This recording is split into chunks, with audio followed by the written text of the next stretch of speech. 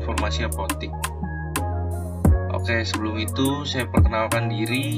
Saya dari perwakilan kelompok 4 yang bernama Boyardi Ramadan akan memperkenalkan nama-nama kelompok saya. Yang pertama ada Rangga Ardi Firmansyah, yang kedua ada Panji Purnama, yang ketiga ada saya sendiri Boyardi Ramadan, yang keempat ada Muhammad Afriza, yang kelima ada Dimas Hariwijaya. Sebelum masuk ke pembahasan teknis, kita pahami dulu apa itu sistem informasi apotik.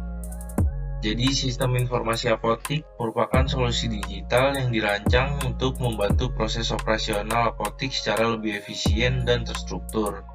Dalam era modern saat ini, pengelolaan data obat, transaksi penjualan, hingga pelayanan pada pelanggan tidak lagi efektif jika dilakukan secara manual. Selanjutnya, saya akan menjelaskan tujuan dari sistem informasi apotik yang kami rancang. Yang pertama, saat ini bertujuan untuk mempermudah pengolahan stok obat. Dengan sistem yang terintegrasi, apotik dapat dengan cepat mengetahui jumlah stok yang tersedia, kapan obat perlu dipesan ulang, dan menghindari kekosongan obat. Kedua, sistem ini dapat mengotomatisasi pencatatan resep dari dokter, yang artinya tidak perlu lagi mencatat secara manual, sehingga lebih efektif, akurat, dan meminimalisir kesalahan input data resep. Lalu, sistem juga dapat menyediakan laporan keuangan dan statistik penjualan.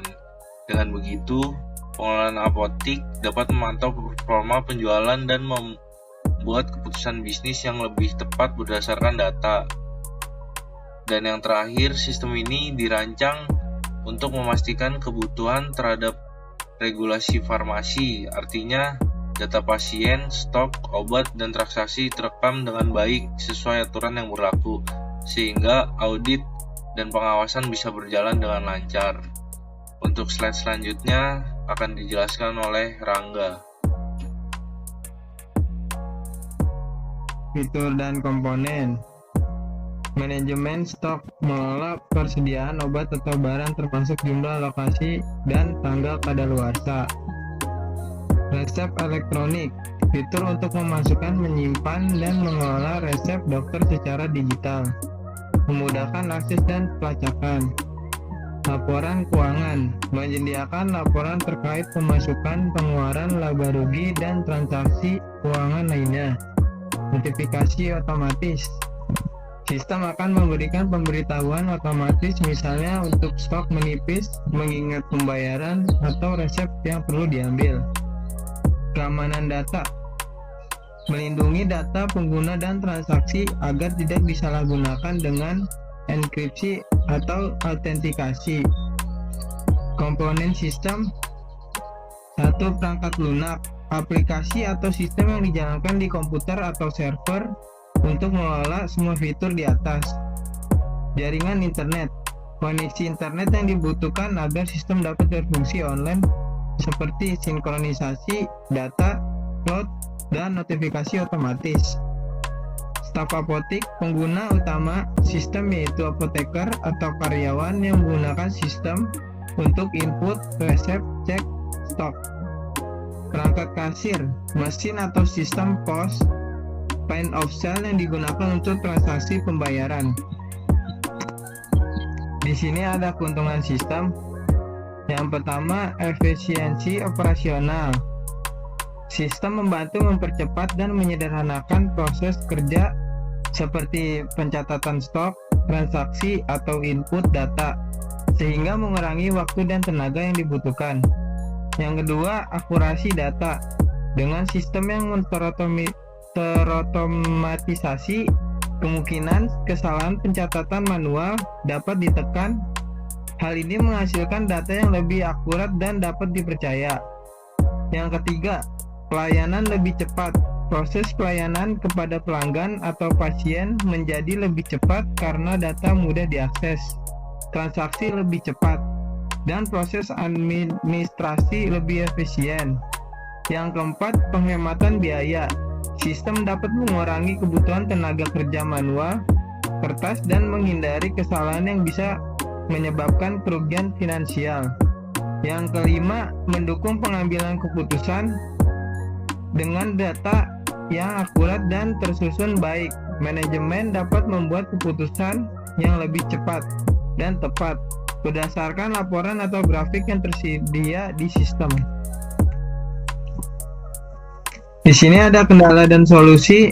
Kendalanya kurang pelatihan, data tidak akurat, biaya tinggi, resiko keamanan. Kurangnya pelatihan pengguna sistem tidak cukup dibekali kemampuan teknis sehingga banyak kesalahan terjadi atau sistem tidak dimanfaatkan secara maksimal. Data tidak akurat, kesalahan input atau sistem yang belum terintegrasi bisa menyebabkan data tidak valid atau tidak sinkron. Biaya tinggi, pengadaan perangkat, pengembangan software, dan pembayaran sistem bisa memerlukan biaya besar di awal. Risiko keamanan, data sensitif bisa disalahgunakan atau bocor jika sistem tidak dilindungi dengan baik. Solusinya, pelatihan rutin, menyelenggarakan pelatihan berkala bagi staf agar lebih paham cara kerja sistem dan mengurangi kesalahan penggunaan. 2. Validasi dan barcode.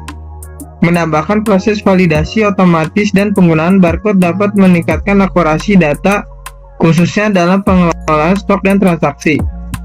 Yang ketiga, gunakan cloud.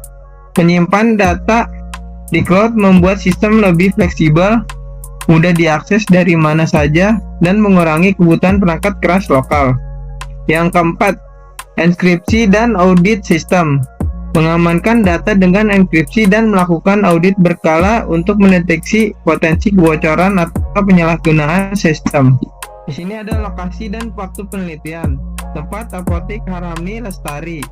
Ini menunjukkan lokasi tempat pengumpulan data dan observasi sistem dilakukan. Metode yang digunakan deskriptif, kualitatif, berbasis sistem informasi. Pendekatan ini digunakan untuk menggambarkan dan memahami proses atau sistem yang ada di lapangan secara mendalam dan tidak hanya berdasarkan angka tetapi juga konteks dan perilaku. Sumber data, data primer, observasi, pembelian, dan daporuan, use case diagram, activity diagram. Diagram pendukungnya, use case diagram, dan activity diagram. Diagram ini dipakai untuk memvisualisasikan interaksi pengguna dengan sistem serta alur aktivitas dalam proses bisnis di apotik. Tujuan dari metode penelitian menganalisis sistem manual dan merancang sistem informasi apotik. Tujuannya adalah untuk memahami bagaimana sistem manual. Baik. Sini saya akan membawakan tentang diagram use case yang menggambarkan mana seorang supervisor berinteraksi dengan sistem dalam sebuah aplikasi pengelolaan. Aktor utamanya itu adalah supervisor, itu merupakan pengguna utama pada sistem yang memiliki hak akses untuk pengelolaan berbagai aspek operasional. Untuk autentikasinya itu ada regis, ada login, sama logo. Untuk regis ini itu proses pendaftaran akun supervisor ke dalam sistem. Untuk login itu masuk ke sistem untuk memenuhi interaksi, dan logout keluar dari sistem untuk mengakhiri penggunaan. Untuk sini ada pengelolaan data produk. Supervisor dapat melakukan pengelolaan inventaris, yaitu tambah produk, itu menambahkan item baru ke dalam daftar produk, hapus produk, menghapus produk yang tidak lagi tersedia atau relevan, edit produk, mengubah informasi produk yang sudah ada. 3 aktivitas ini itu di grouping dalam satu use case utama bernama pengelolaan data produk. Baru di sini mengelola laporan. Fungsi ini memungkinkan supervisor memantau performa dan transaksi. Laporan stok produk, melihat ketersediaan barang, laporan penjualan, mengakses data penjualan yang sudah terjadi, laporan review untuk memeriksa data pengembalian produk oleh pelanggan. Di sini ada pengelolaan data admin. Menariknya, supervisor juga memiliki kendali terhadap data admin dengan fungsi yang mirip seperti produk, tambah produk, hapus produk, dan edit produk. Walau tertulis sama seperti pada pengelolaan produk, konteksnya mengacu pada pengelolaan data admin. Mungkin diagram ini diperbaiki untuk menghindari ambiguitas. Diagram ini menunjukkan struktur fungsional yang cukup rapi, memperlihatkan bagaimana proses-proses sistem dikelompokkan secara hierarkis dan saling terkait.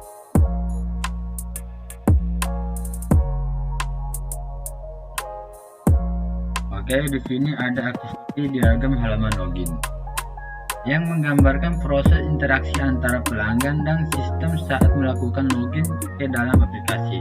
Diagram ini itu memperlihatkan alur langkah demi langkah dari persepsi pengguna, pelanggan, dan sistem secara paralel. Oke, di sini ada pelanggan atau user login. Pertama itu ada login, titik awal aktivitas pelanggan serta ditandai dengan lingkaran hitam atau node. Ini ada input form login. Habis ke login ke input form login, ini pelanggan mengisi form login, biasanya memasukkan username dan password dan menampilkan halaman pelanggan.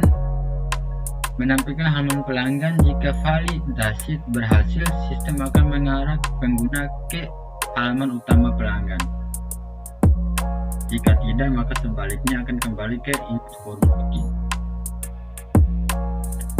Untuk sistem itu menampilkan form login, sistem merespon inisiasi pengguna dengan menampilkan form login yang perlu diisi. Melakukan validasi, setelah pelanggan mengisi forum, sistem melakukan pengecekan terhadap data login yang dimasukkan. Apakah username terdaftar, apakah password cocok.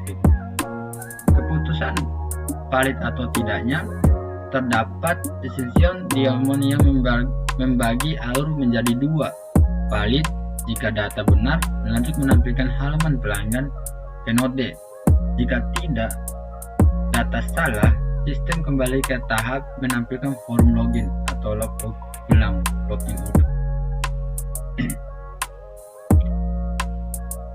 Alur berulang itu log. Jika data tidak valid, pelanggan akan diarahkan kembali ke forum login untuk mencoba lagi. Ini menunjukkan validasi berulang hingga berhasil. Untuk catatan tambahannya, diagram ini sudah cukup baik untuk menjelaskan alur dasar login. Akan lebih baik bila ditambahkan indikasi kesalahan.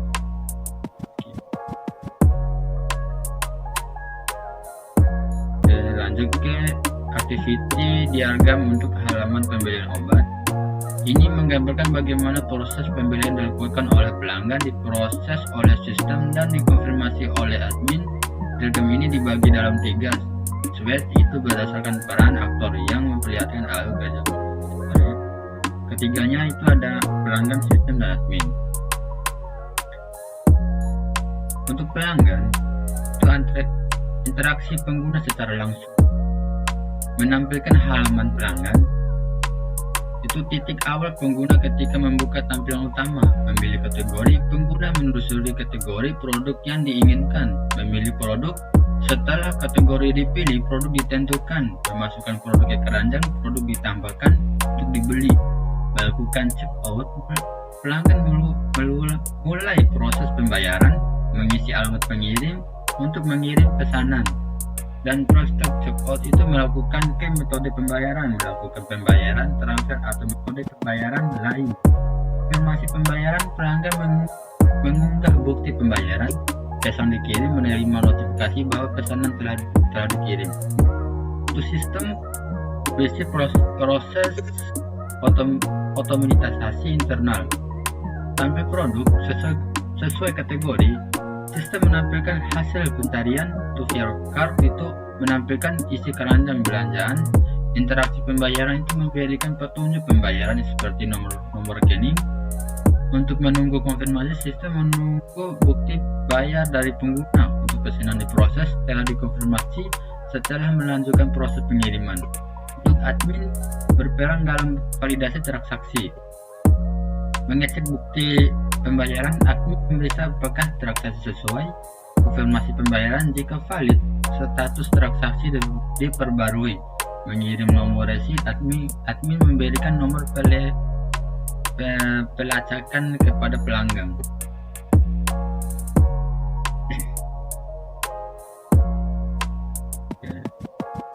Dan yang kedua, ya, ini ada gambaran alur penjualan obat dan manajemen stok. Dalam sebuah sistem apotek atau layanan farmasi, diagram ini dibagi menjadi 4 kolom, yaitu masing-masing mewakili peran yang berbeda dalam proses operasional.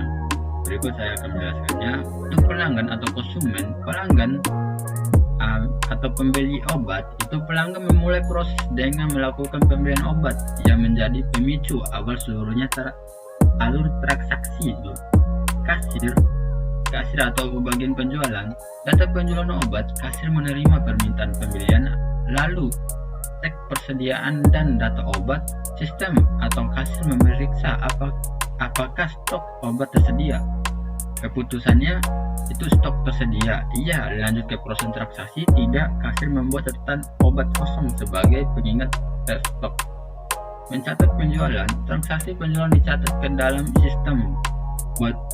Buat transaksi penjualan, sistem menghasilkan bukti transaksi resmi. Laporan penjualan, data disalurkan ke laporan untuk pimpinan. Untuk gudang atau sepulir, itu cek persediaan obat. Pengecekan dilakukan jika stok tersedia. Keputusan itu stok di gudang tersedia, ya atau tidaknya.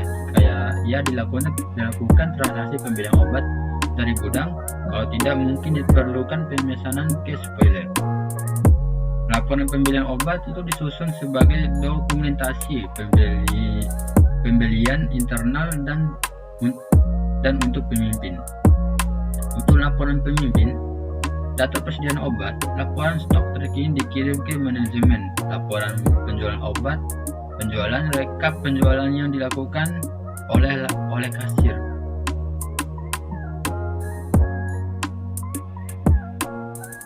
Oke, di sini ada analisis dan laporannya. Sistem informasi apotek menyajikan laporan stok, penjualan, pembelian dan keuangan secara otomatis dan akurat. Laporan ini membantu memantau ketersediaan obat, mencatat transaksi serta mendukung pimpinan dalam pengembalian keputusan yang efisien dan berbasis data. Baik, dan kesimpulannya, sistem informasi apotek memberikan manfaat besar dalam meningkatkan efektivitas dan efisiensi operasional. Implementasi yang baik akan membantu apotek dalam memberikan pelayanan terbaik kepada pelanggan. Baik, sekian dari presentasi kami. Kurang dan lebihnya mohon maaf. Sekian.